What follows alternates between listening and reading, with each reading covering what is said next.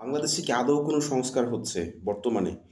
গুটি কয়েক মানুষের উন্নয়ন ছাড়া, গুটি কয়েক মানুষের ব্যাংক ব্যালেন্স ভর্তি হওয়া ছাড়া, গুটি কয়েক মানুষের মনের আশা পূর্ণ হওয়া ছাড়া বাংলাদেশে কি আদৌ কোনো সংস্কার, উন্নয়ন বা বাক স্বাধীনতা কিছুই কি হচ্ছে?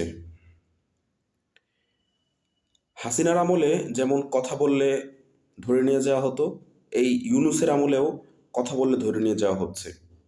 অনেক আলেম ওলামা বর্তমানে জেলে আছেন। তাদের আসলে অপরাধ কি?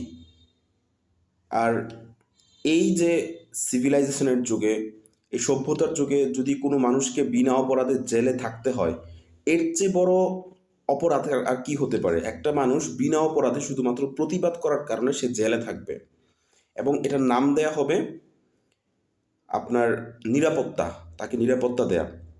এর চেয়ে বড় বদমাইশি, এর চেয়ে বড় ভাদাইম্মাগিরি আর কি হইতে পারে? এর চেয়ে বড় ফাইজলামি দেশের মানুষের সাথে, রাষ্ট্রের সাথে এবং যত আপনার উদারপন্থী মানুষ আছে তাদের সাথে, যত হকপন্থী মানুষ আছে তাদের সাথে, যত সত্যপরায়ণ মানুষ আছে তাদের সাথে। এই ২৪ পরবর্তী সময় যেই পরিমাণ অন্যায় অত্যাচার বাংলাদেশের মানুষ দেখেছে, আমরা দেখেছি, এটা কোনোভাবেই হাসিনার আমলের চেয়ে কম নয়। কোনোভাবেই হাসিনার আমলের চেয়ে কম নয়।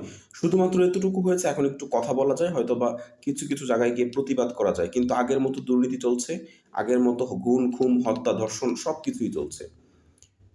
বরঞ্চ বর্তমানে যারা করছে তারা আরও বেশি ক্ষুধার্ত।